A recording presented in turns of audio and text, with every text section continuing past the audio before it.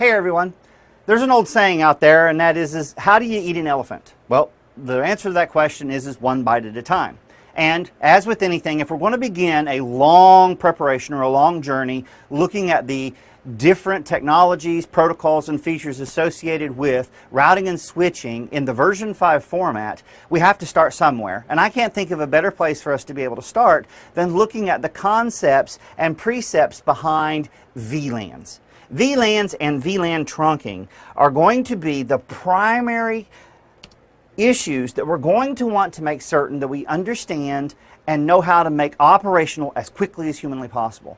Why do I say as quickly as humanly possible? Well, we've only got so many hours that we have allotted to be able to take this exam. And this lab is arduous. And in the context of version 5, we're going to want to move past layer 2 reachability as quickly as possible so that we can dive into the meat and potatoes of IPv4, our routing protocols, redistribution, BGP, and all of the fun components. Now, I'm not saying that routing and switching isn't fun, i.e. the switching component, but it is in all actuality my least favorite of subjects inside the overall umbrella of the topics that we need to be able to cover. Now, when we start working with VLANs, we're forced to ask ourselves a number of questions. And the first question is why do we need VLANs? Well, the main idea here is that it allows us to obtain this idea of virtual segmentation. Now, we live in a time where there are entire disciplines actually set aside and devoted to this idea of virtualization. The data center track is a perfect example of virtualization taken to the extreme. But we have to recognize the fact in the context of our preparations for CCIE routing and switching version 5, we have had virtualization since the beginning of the track. We have virtual local area networks, or VLANs, which is going to be what we're talking about now. And very soon, we're going to segue into the IPv4, or the routing topic of virtualization, which is going to be virtual routing and forwarding instances.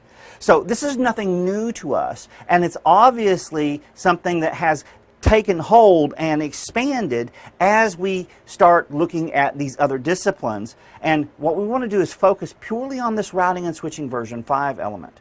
Now, when it comes to RNS v5, like I said, we need to be able to understand the principles behind VLANs. Now, I promised in the very beginning of this course that we would cover the theory and the component, and then we would move directly into the equipment. I don't want to have necessarily compound the two. So what I will do is in this particular portion of our presentation, let's stick to the theory, and then what we're going to do is we're going to dive right in and take a look at exactly what happens with this virtualized segmentation of layer 2 topologies. Now, we have to recognize how layer 2 operates. Remember, we use frames. All right, I don't want to rehash everything that we talked about in CCNP, but the main thing that we have to recognize here is that information is being sent throughout our layer 2 topology, and it's not necessarily sent in the most sensible fashion. Now, what do I mean by that? I mean that we have these scenarios, these mechanisms that allow our layer 2 environment to converge and create different topological graphs to ensure that we don't have any type of loops inside of our layer 2 infrastructure. Now, bearing in mind, we're not going to be talking about spanning tree protocol yet, which is the primary go-to tool that we have in RNS in order to be able to ensure that loop-free environment. It's still going to be incumbent upon us to have a healthy conversation talking about what layer 2 topologies look like. The idea here is that when we have information that we need to send, we need to do encapsulation. In order to do encapsulation in an Ethernet environment, we need to be able to obtain information associated with the layer 2 header information. When it comes to layer 2 header information and Ethernet, we're talking about MAC addresses, media access control addresses, 48-bit burned-in addresses that are actually physically assigned to our devices. And what we're going to do is we're going to find out that we need to be able to garner that information. And there's an entire technology associated to it called ARP, Address Resolution Protocol, that allows us to take a layer 3 IP address and resolve it to its layer 2 MAC addresses for the purposes of doing encapsulation and sending information across the line. Now, recognizing the fact that we have these frames and we need these MAC addresses, we also have to recognize the fact that we don't have any other method to be able to get information across our layer 2 infrastructure when it comes to obtaining information about things we don't know. ARP, Address Resolution Protocol. Address Resolution Protocol allows us to obtain information about that MAC address of our destination. Now, in order to be able to acquire that information, we need to be able to send frames that are architected such that we can get our request throughout our layer 2 infrastructure, and we do that through a process called flooding. Now, we'll talk about this in greater detail, obviously, but bear in mind, we flood multicasts, we flood unknown unicasts, and we flood broadcast messages. Now, again, recognizing the fact that we're going to do some poison reverse type of scenarios where we're not going to send information out interfaces that it was received on to mitigate this idea of creating layer 2 loops, that's one thing. But the other element here is that we have to recognize that the bigger our layer 2 environment, the more devices we have contending for our layer 2 infrastructure, the more possibilities we have of having less than optimal configuration in our switching deployment or our bridging deployment, whatever term you want to be able to use to negotiate that. So it's going to be through the creation of these VLANs that we can actually subdivide or parse our layer 2 infrastructure into different areas. Remember, in CCNA and CCNP we studied that routers break up broadcast domains and switches break up collision domains. However, I have the capability of creating multiple broadcast domains through the utilization of this idea of VLANs. Now, these VLANs, as it says here in the presentation, provide scalability and also broadcast control access when I am working with multiple switches. Now, what do I mean by multiple switches? Well, if I'm going to take a switch and connect it to another switch, and I'm going to use a limited number of interconnections to be able to accomplish that, what I have to recognize here is that I need a special type of link. A link that's going to carry all VLANs, and we'll get into that. It's called a trunk, obviously. But what we're going to do is we need to also recognize the fact that as information gets moved across these devices, now what ends up happening is that I get a larger and larger layer 2 environment. If we take into account that the typical switch supports 24 connections, once I connect it to another device and I'm sharing a link or a trunk between them, now what I've done is I've almost doubled my capacity, minus the 2 ports that I'm using for my links. And again, it gets bigger and bigger and bigger. And the entire scenario can snowball. We can create an environment where we can run into problems associated with sending information. This whole idea of flooding. Because the bigger our layer 2 environment gets, the less efficient it is.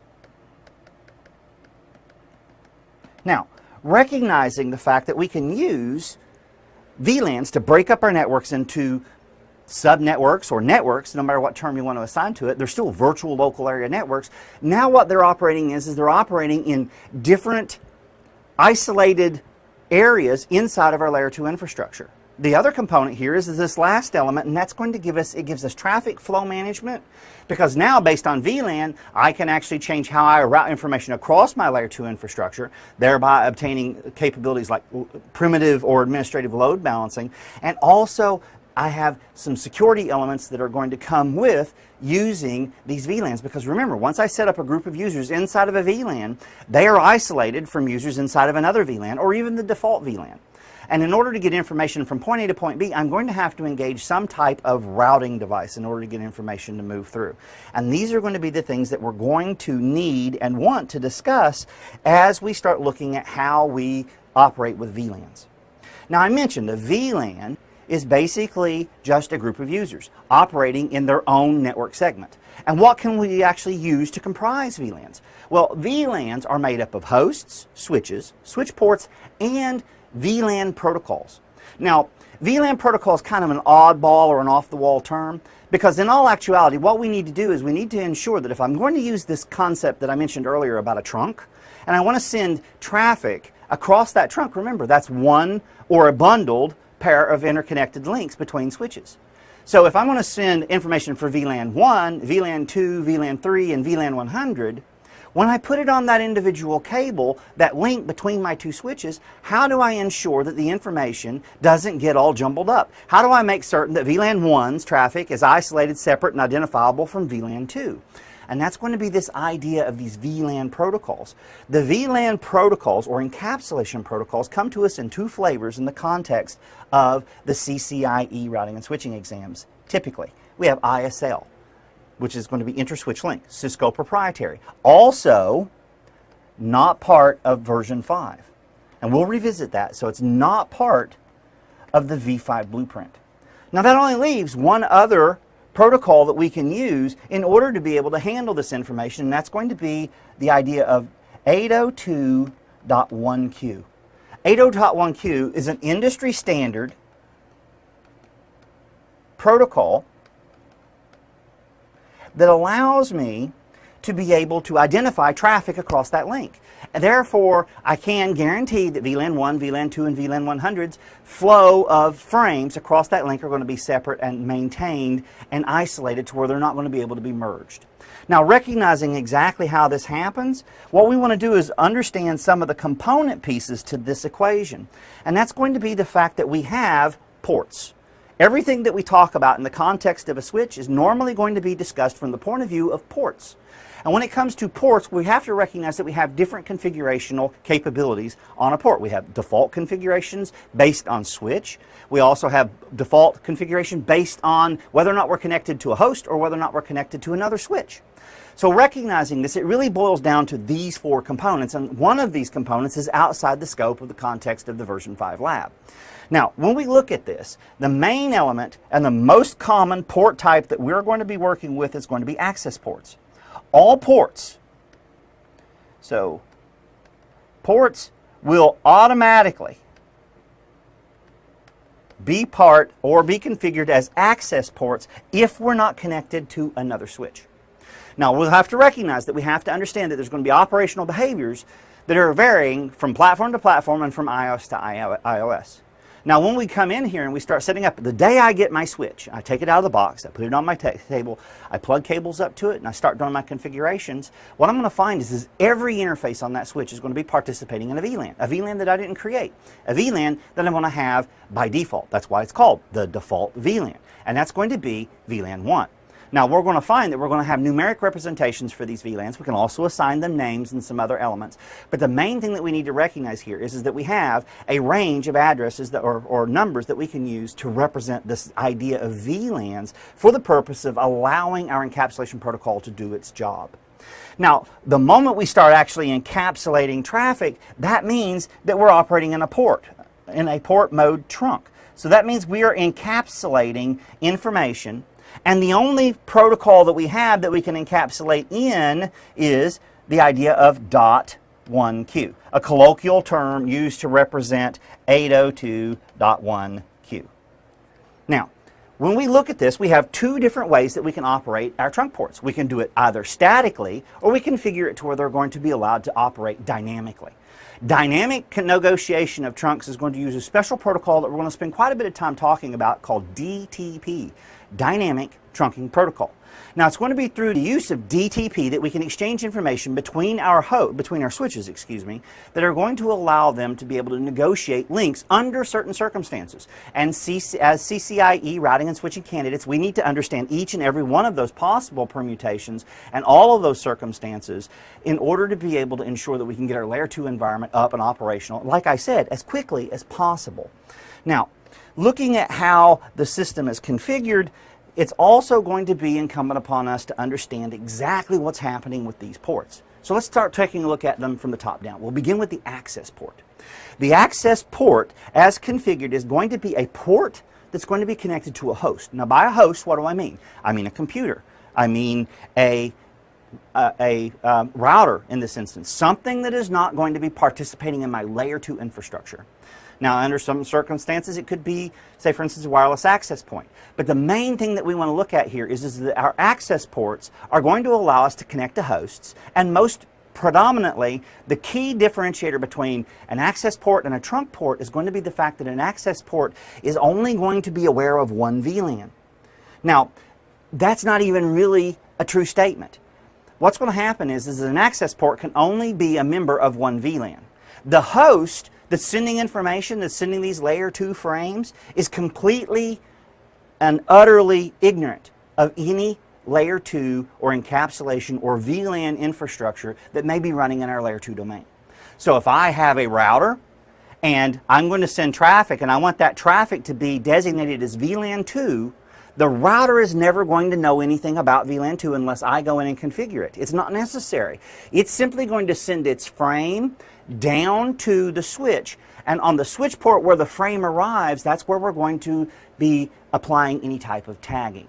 Now, this is going to call into a point of view two different terms, tagged and untagged frames. An untagged frame in 802.1Q or .1Q is referred to as a native VLAN. So it's sent in its native format, which means untagged.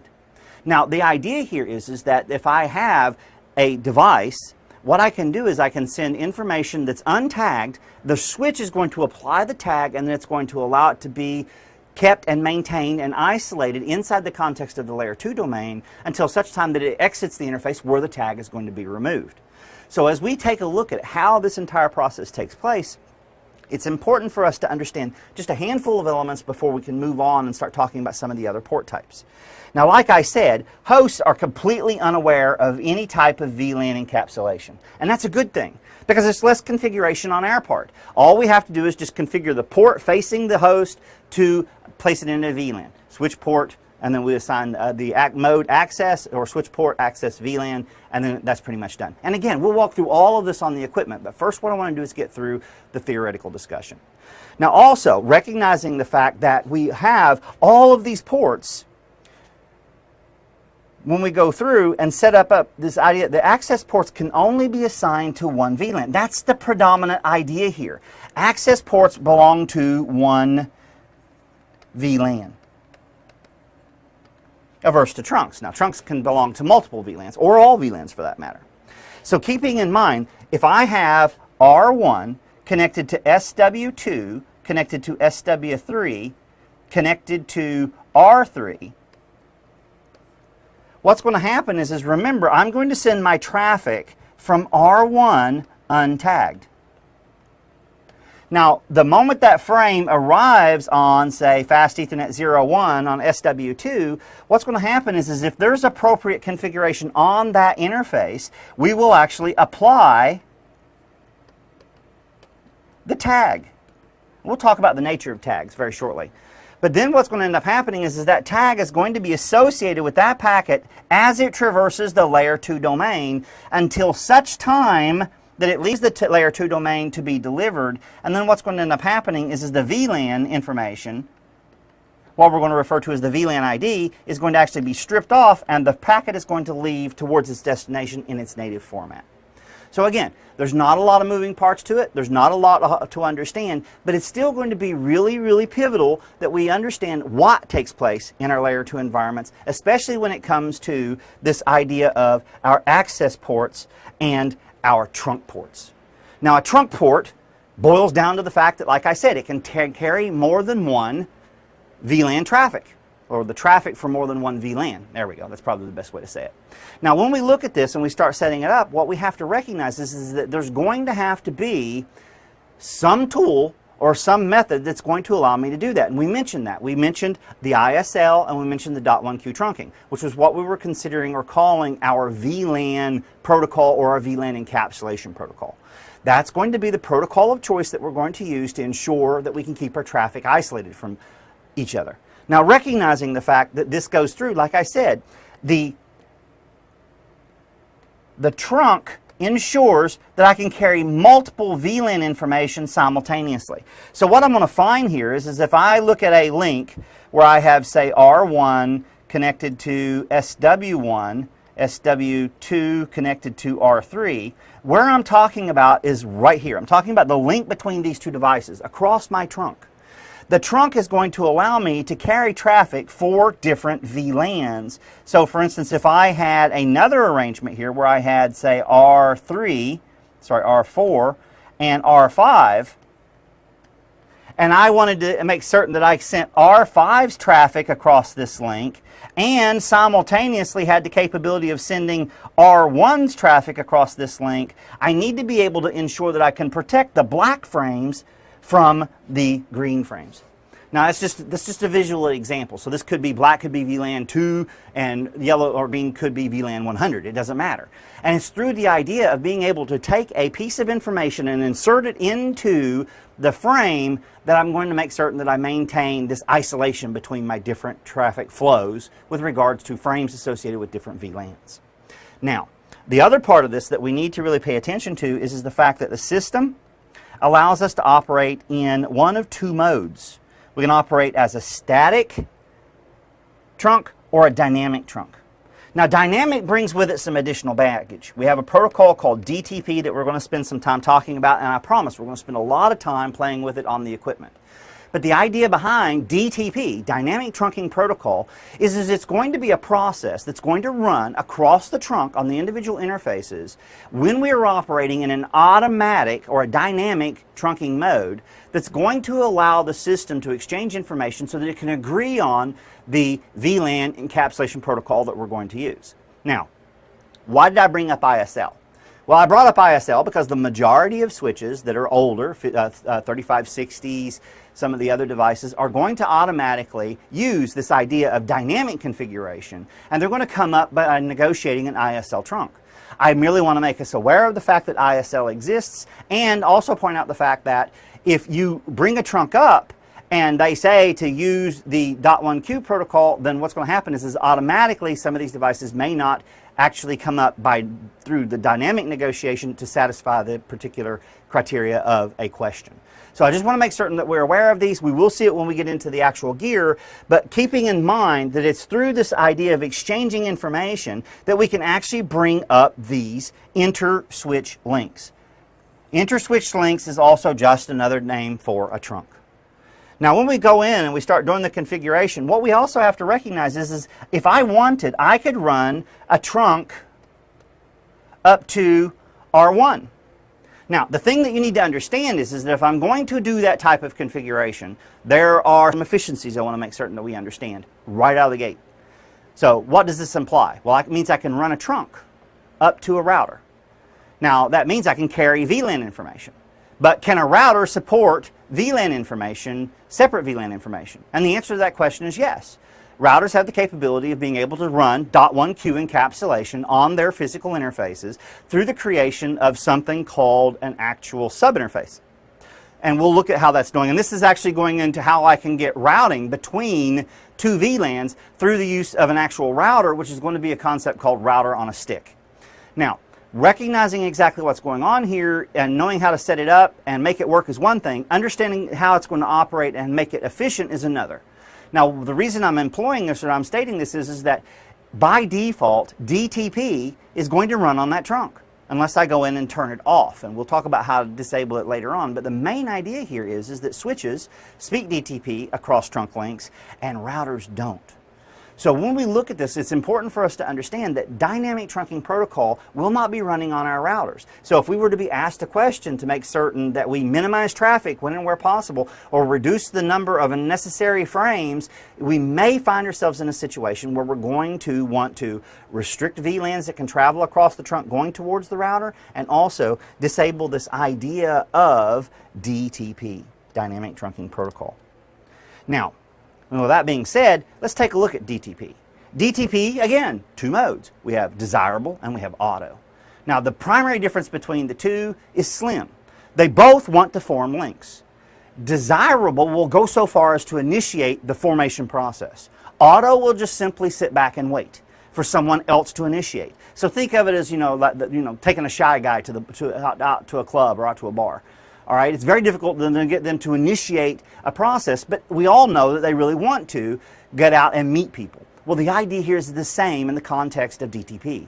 The desirable mode is going to be the gregarious, the outgoing method. It's going to be, okay, all right, I want to negotiate a trunk and let's do it now, and I'll start. So it's going to be the first person to put the hand out. We're also going to have to recognize that auto is going to be a passive method. It wants to negotiate. So if someone comes up and initiates the conversation and tries to form the trunk link, then it's going to actually allow that to happen. Now, the main thing we also want to understand is when it comes to the gear, we're going to take a look at these DTP messages that are going to be exchanged between the devices using our diagnostics tools. Like I said in the very first portion of our introduction, it's going to be exceedingly important that we understand everything there is to understand about all of the tools and all about the normal operations of these protocols. So it's going to be important for us to see Wireshark traces on DTP negotiation. It's going to be important for us to see BPDUs, Bridge Protocol Data Units, being exchanged between switches in normal circumstances, because unless we know what they look like in normal circumstances, how can we rely on our skills to be able to isolate a non-functional or an improper or mismatched configuration? So again, just stepping into this, what we need to recognize is, like I said, DTP, Dynamic Trunking Protocol, is the go-to tool of choice for this idea of negotiation. Actually, I almost wrote auto negotiation. Negotiation comes in desirable, which is going to be the mode that's going to go out and try to initiate a link, and auto. Now, between DTP modes, this is it. But we also have to recognize the fact that, like I said, routers do not support DTP. So in other words, the dynamic trunking protocol cannot be used to bring up a connection to a router. Now, I mean, I could so go so far as to say host, but we need to recognize that there are network cards, some of the Broadcom cards, that can run .1Q, and they could actually bring and form a trunk. And you could even use application software to be able to emulate VLANs. I mean, not necessarily a good thing, but it is capable. So in the context of what we're talking about, let's just stay focused on routers, because a router is going to be the main element that I'm going to use in order to be able to simulate hosts in the context of the CCIE routing and switching exam. Now, like I said, ISL, inter-switch links. Cisco proprietary, not on the exam. In fact, this should be a big red X instead of a big green check mark. But what I do want you to understand is how it operates. It operates by actually inserting or re-encapsulating the originating frame. And it's going to do that using a 30-byte ISL frame, and it's going to use a 4-byte trailer that it's going to assign to the end of it. So it's actually re-encapsulating it, and it's adding this idea of, well, excuse me, it's going to be 26 bytes and 4 bytes, adding up to a total of 30. I keep wanting to make it bigger than it really is. But the idea here is that we've created a frame that's substantially larger than our original frame. One of the reasons is it's really fallen out of vogue. The other thing is it was created by Cisco to try to beat .1Q to market with regard to being able to communicate information about our VLANs. So the idea is that it served its purpose early on. It was part of Cisco's negotiation all the way up until just recently, and now Cisco's moving away from it. And like I said, by virtue of the fact that it's a default configuration, I just simply want us to understand what's happening if we see this idea of ISL rather than .1Q. Now, looking at this, it's also important for us to understand how the big boy works. .1Q. 802.1Q is an industry standards-based protocol, and it's super simple. All it does is insert a tag. It inserts a tag on the frame, and the tag basically has VLAN 4 written on it, VLAN 100, VLAN 200. Now, obviously, it's not a tag, and it's not an actual numeric representation, but it is going to be, like I say right here, it's going to be a 4-byte header. And that 4-byte header is kind of going to be shimmed between the MAC address and the ether type field in our frame. Now, the moment that this 4-byte header is inserted, now I know that frame is associated with the VLAN that is basically contained inside of that 4-byte header. Now, this is actually made possible through a process that really was referred to as 802.1P.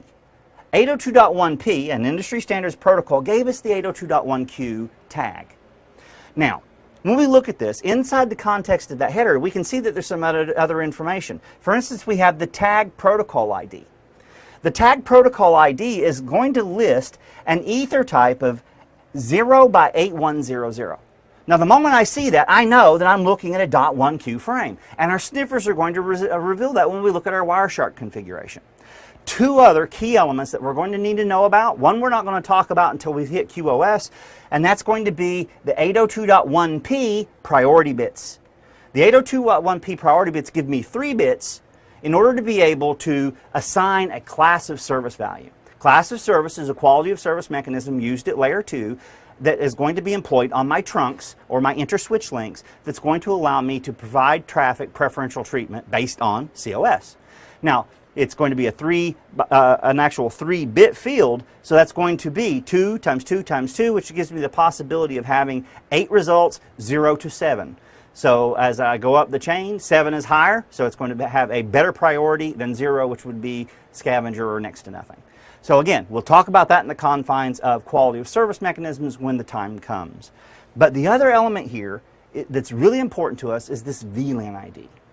The VLAN ID is the 12 bits of information that is used to express the VLAN number. And if we were to go through here and take 2 to the 12th power, what we're going to find out is we're going to have 4,096 possible permutations. Now, that's oddly enough the maximum number of VLANs, or the maximum VLAN number that's supported in the context of our Catalyst devices in the confines of the routing and switching exam. So when we look at how this is all implemented and how this all comes together, keep in mind there's going to be explanations, theoretical components and explanations that are going to allow us to have a better understanding of why things are taking place. And if we understand those, it's going to be easier for us to keep these things clear in our mind when we're sitting at the console. Now, I tell students time and time again, I'm a firm believer in the fact that CCIEs are made here. All right. You may hear people talking about learning by lab and that is a dangerous scenario if all you want to do is sit down and bang on a keyboard and just type in commands and do technology labs or mock labs over and over and over and over without a firm understanding of the operational theory that allows all of this to work. So if you cannot explain any of these processes as exactly that, a process or a procedure, you don't fully understand the theory behind what it is you're implementing here at the keyboard. But if you have that mental image, then when you go to the keyboard and you're actually doing your labs, what you're doing is you're submitting that knowledge into the back of your mind, and you're taking something that's just going to be in a theoretical construct, and you're assigning muscle memory to it. That's why I'm such a huge proponent of labs. That's also why I'm a huge proponent of making certain that we separate theoretical from the command line. Now obviously there's going to be some bleed over from theory to the command line, but what we want to do is we want to be able to knock out everything that we need to know about it from a theoretical point of view, and then go to the keyboard and lab the living daylights out of all of these technologies when and where possible. Now, like I mentioned, .1Q brought with it this idea of tagged and untagged traffic.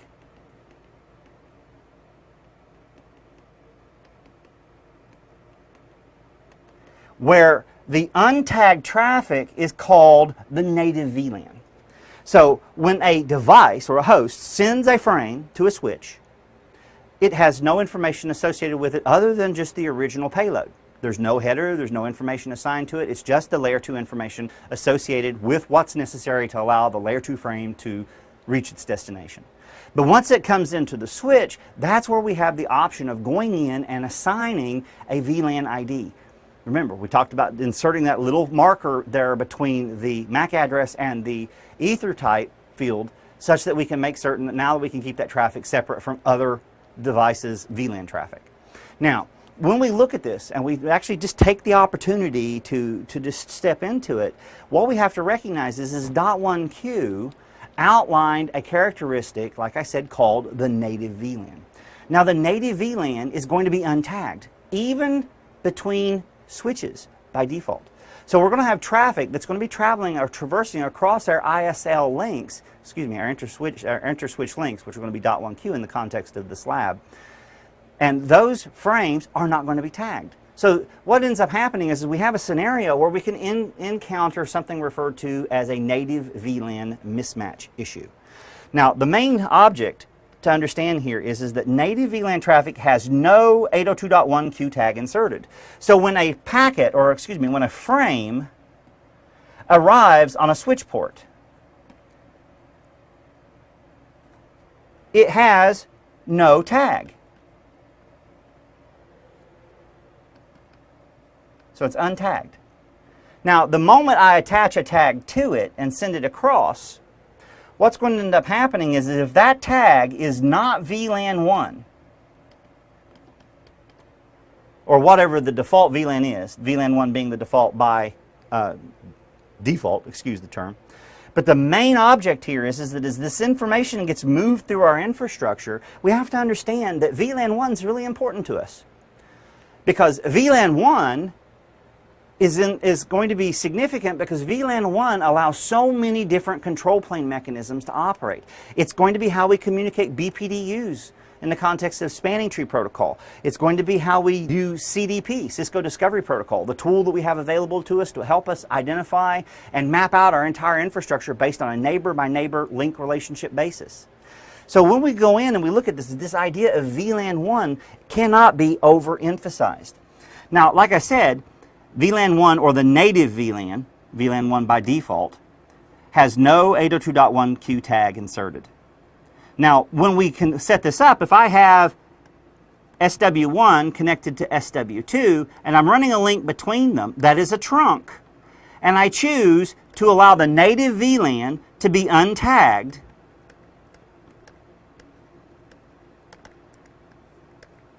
so long as the two devices agree on the identity of the native VLAN, we have absolutely no problems. However, if this side thinks VLAN 1 is the native VLAN and this side thinks VLAN 10 is the native VLAN, then what we do is we encounter a scenario where our native VLAN mismatch exists, and what we're going to find here is that both spanning tree protocol, when we talk about it, and CDP protocol, which we're going to talk about very soon, are going to be the mechanisms by which the system is going to identify this issue. Now, once this issue has actually been identified, what we're going to find is that our spanning tree protocol is going to actually block the native local traffic to keep this situation from occurring, and this situation has a special name. It's called VLAN hopping.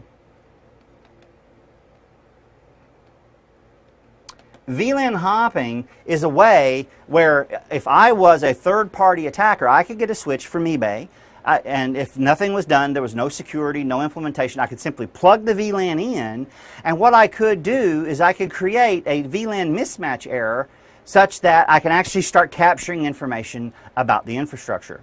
So the main point here is what we're going to do is, ideally, we're going to be picking a VLAN to use for our native VLAN communication. But what we have to recognize is it's not just as simple as that, because VLAN 1, no matter what we do, is always going to be used to carry certain control plane traffic across our links. Now the idea is that we do this simply because DTP and BPDUs are going to need to run across the native VLAN to ensure that we're going to remain and be compatible with other vendors' equipment. Because, I mean, not every scenario that we run into in the field is going to be a pure Cisco deployment. Now, I want to highlight some of the topics that we had talked about, because one of them was probably the most important element that we have available to us, and that's going to be the idea of VLAN IDs. Now, a VLAN ID allows me to communicate information about my VLAN. So what is the identity of my VLAN? I have a 12-bit field, 2 to the 12th power, gives me the capability of having up to 4,096 possible VLANs. Now, by default, we've already mentioned the fact that VLAN 1, let me grab a pen here, VLAN 1 is the default VLAN, which means it is going to be untagged by default.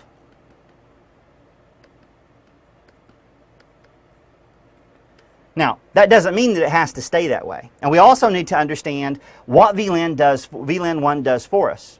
So like I said, every interface on a switch is going to be a part of VLAN 1 by default, unless we interfere with that process.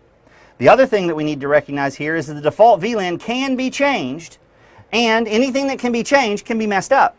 Remember, it's necessary and essential for us to make certain that we have a same native VLAN configuration on either end of a link. Because if we don't, we can actually run into that mismatch scenario where spanning tree can actually bring our ports down. And again, we'll talk about spanning tree. Like I said, sometimes we have to put the cart before the horse. So some of this lecture may make more sense after we've discussed spanning tree. But the other thing that I want to make certain that we recognize here is that VLAN 1 does some very special stuff for us. It carries control plane traffic. Now obviously it can carry forwarded traffic, but its most important role is the ability to be able to carry control plane packets or frames for VLAN trunking protocol, Cisco discovery protocol, port aggregation control protocol or port aggregation protocol, spanning tree protocol, and DTP protocol. Now, recognizing this, I mean, I just said an alphabet soup of abbreviations that you may or may not be familiar with. And like I said in the introduction of this course, we're going to cover everything from the basics all the way up. So yes, there will be detailed explanation as to what each of these protocols are and what they do for us. They will be discussed in their individual sections. But it's important to understand that these control plane mechanisms, these control messages, are going to be in VLAN 1. Now, by default, VLAN 1 is going to be untagged because it's going to be our native VLAN. But what happens if we change that? What if we go through and say, I want VLAN 1 is not going to be my native VLAN. My new native VLAN is going to be VLAN 100. Well, what you need to understand is that VLAN 100 will not carry these control plane mechanisms.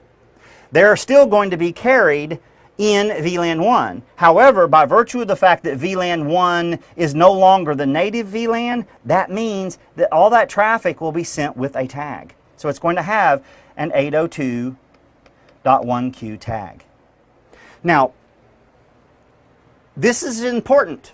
This is exceedingly important, because what we're going to find out here is I have the capability of going in and creating a list that's going to say who can or what VLANs can and cannot be communicated across a trunk.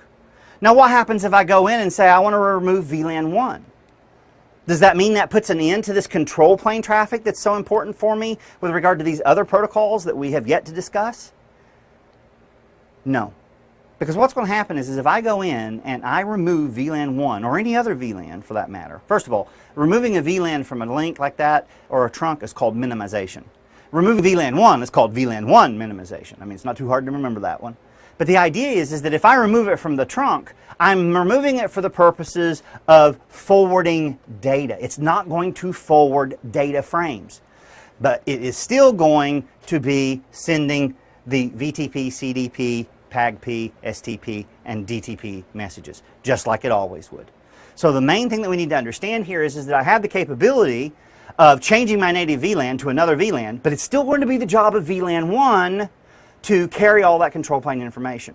If I've changed the native VLAN to like VLAN 100, VLAN 100 will be untagged. And it needs to be untagged on both ends of the link. Doesn't necessarily have to be VLAN or untagged on all links, just so long as each end of the link or both ends of a given link agree that it is going to be the untagged or the native VLAN. Now, the other part of this is if I remove VLAN 1, I'm removing it just for the purposes of forwarding traffic. It's still going to allow me to carry and send the information associated with these control plane mechanisms that we've been talking about. Now, the last element before we finish this particular portion of our theoretical conversation is going to be referred to as the VLAN allowed list. The VLAN allowed list is where I can either allow or disallow specific VLANs on a trunk-by-trunk basis from sending frames across these interswitch links that we've been talking about. These .1q flavored interswitch links, but they're still interswitch links. They're just not running the ISL protocol. Now, when we look through here, like I said, anytime I use this method to remove a VLAN from a trunk, it's called minimization. If I use it to remove VLAN 1, it's called VLAN 1 minimization.